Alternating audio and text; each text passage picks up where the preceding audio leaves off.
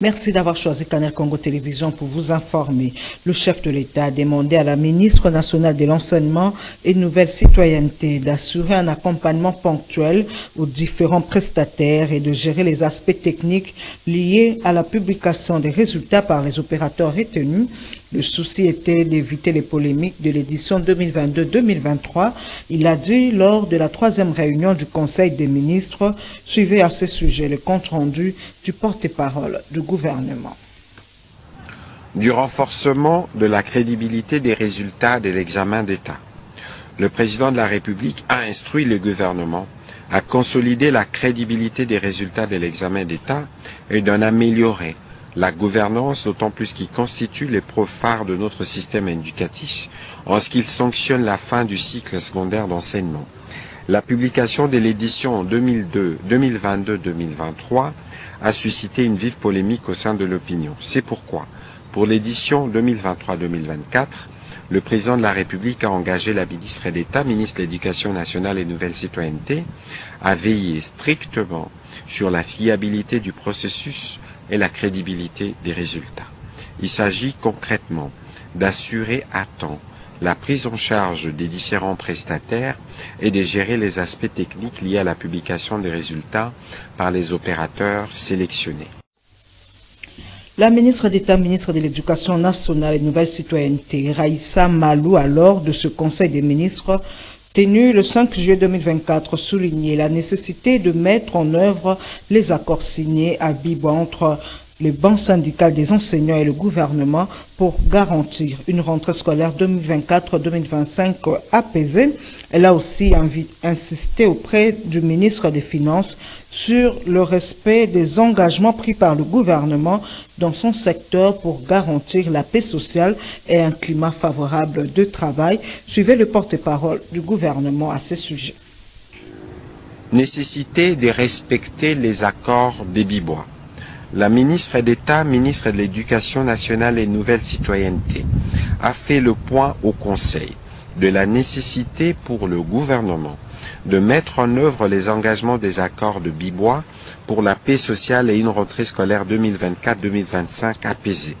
Partant des récents développements concernant la prime d'encadrement de la paye dite prime equity, une revendication clé pour la rentrée scolaire apaisée, elle a rappelé que le 16 mars 2024 à Bibois, le gouvernement a signé avec le banc syndical un procès verbal sanctionnant la fin de travaux de la commission paritaire. Il a été résolu que les dépenses liées au déficit mensuel pour la paye des enseignants, la prime pour fonction spécifique d'encadrement de la paye et la prime pour fonction spéciale des inspecteurs et fonctions spécifiques en faveur des agents d'appoint soient imputées dans les états liquidatifs pour permettre les paiements réguliers des agents et cadres du ministère. Ces enveloppes, initialement prévues pour être payées avec la paye d'avril, ont été reportées pour être incluses dans la paye de juillet 2024.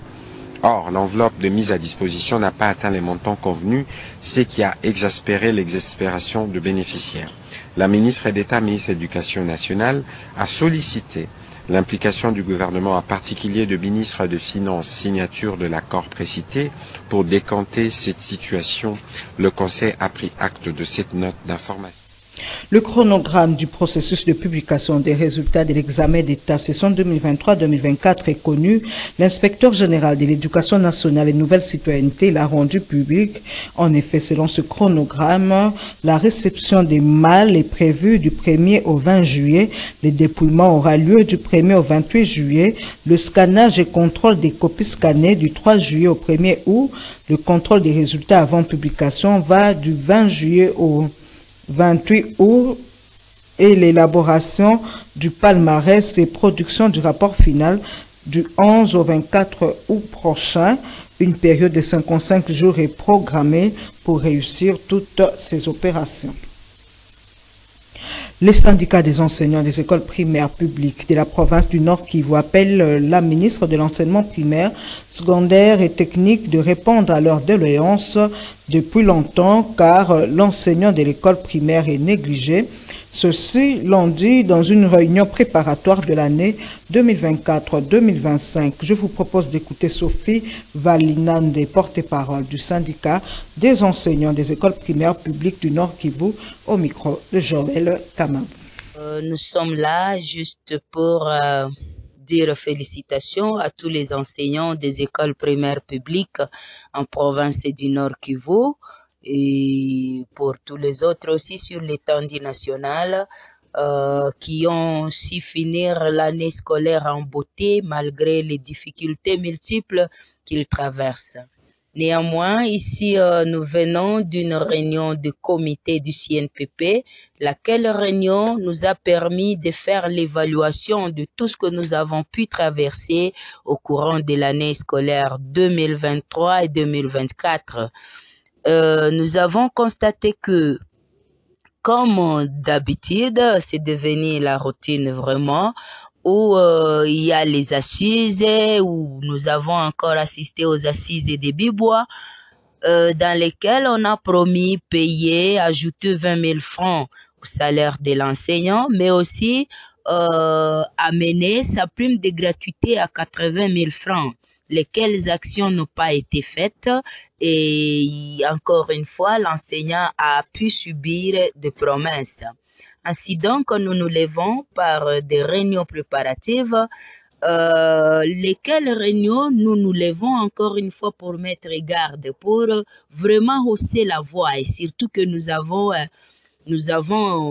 la nouvelle ministre de l'EPSP, nous osons croire que cette fois, elle va faire de son mieux pour essuyer tant soit peu les larmes des enseignants des écoles primaires surtout parce que ce sont les écoles primaires qui sont vraiment les porteuses et qui mettent en effectivité la gratuité de l'éducation en RDC.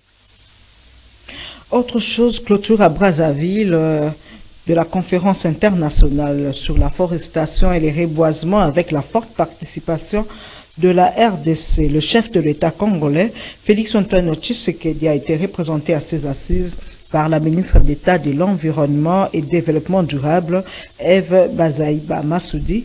Reportage Doudou Montiré.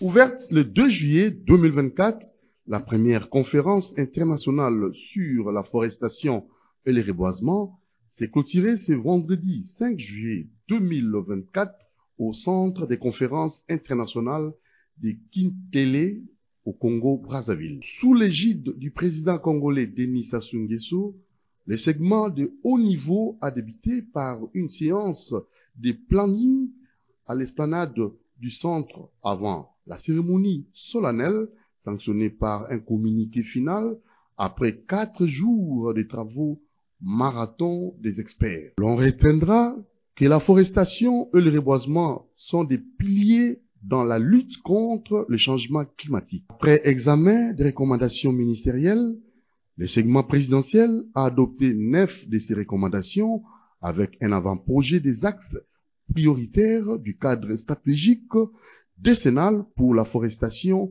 qui sera soumis à toutes les parties prenantes pour approbation et signature. Représentant le président de la République démocratique du Congo, la ministre d'État Eve Bazaïba a souligné que les forêts jouent un rôle fondamental dans l'adaptation et l'atténuation de la crise climatique. Elles constituent le poumon de la planète en absorbant la dioxyde de carbone et en produisant de l'oxygène vital. Mon pays s'est engagé dans le processus de réduction des émissions dues à la déforestation et à la dégradation des forêts, y compris l'accroissement des puits de carbone, notamment par les reboisements et la mise en défense ainsi que la promotion d'une maturation durable des forêts et la conservation. Notre vision politique sur le changement climatique prend pleinement en charge la problématique et l'extension de la couverture forestière nationale. Je reste donc convaincu que la combinaison de tous ces efforts permettra à nos pays d'honorer les engagements en matière de restauration des paysages forestiers ainsi que ceux pris au titre de la Convention sur la diversité biologique pour la conservation des 30% des superficies nationales. Pour inverser les rythmes actuels de déforestation et encourager les pratiques de reboisement, il est important de développer des partenariats stratégiques autour des grands enjeux ayant un fort impact sur la gestion des forêts de nos pays. Le président Denis Sassou Nguesso, hôte de ses assises, a clos les travaux en conscientisant ses hôtes par un appel pressant d'une solidarité agissante par la responsabilité collective. Il faut noter que cet avant-projet de résolution sera présenté aux Nations Unies et aux partenaires financiers acquis à cette cause au profit de l'humanité. Le coordonnateur intersyndical de la santé, Jean-Fidèle Boyo, alerte sur l'opacité dans la constitution des cabinets ministériels qui empêchent le traitement des dossiers. Ainsi, appelle-t-il le chef de l'État, Félix-Antoine Tshisekedi, de signer en toute urgence l'ordonnance fixant les modalités du fonctionnement et organisation des cabinets ministériels. Jean-Fidèle Boyo a été joint au téléphone par Maxime Makab.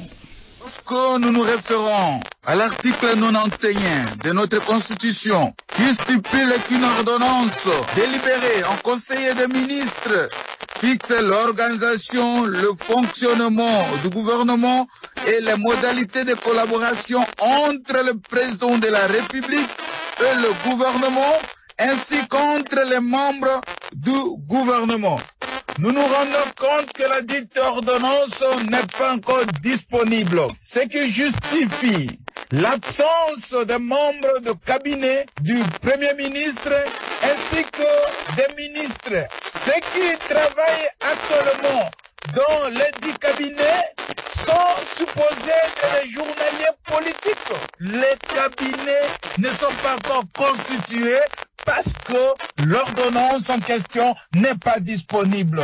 Nous demandons à l'homme selon le cœur de son peuple de libérer le plus tôt possible cette ordonnance pour garantir le bon fonctionnement du gouvernement.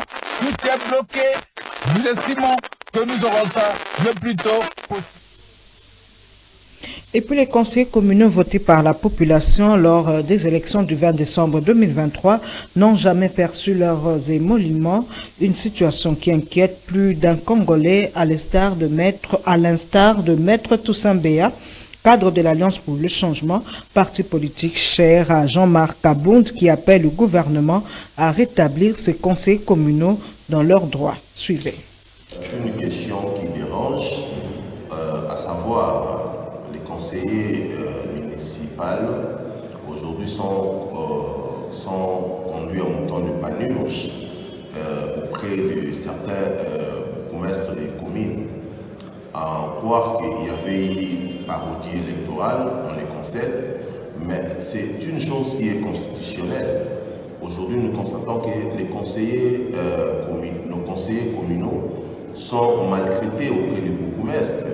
Un conseiller, on peut l'envoyer aller acheter des arachides auprès de certains bourgmestres. Donc c'est déplorable de constater cela. C'est inadmissible de voir des gens qui sont censés gérer les bourgmestres et aujourd'hui c'est le contraire.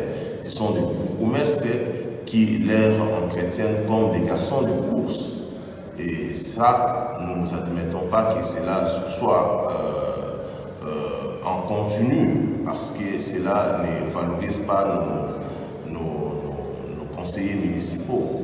Donc nous regrettons de cette situation et nous aimerions qu'il y ait élection ou organisation d'une élection, s'il faut appeler comme ça, rapidement pour que ces gens entrent dans leurs droits reconnus par la Constitution. Mais que fait la CENI?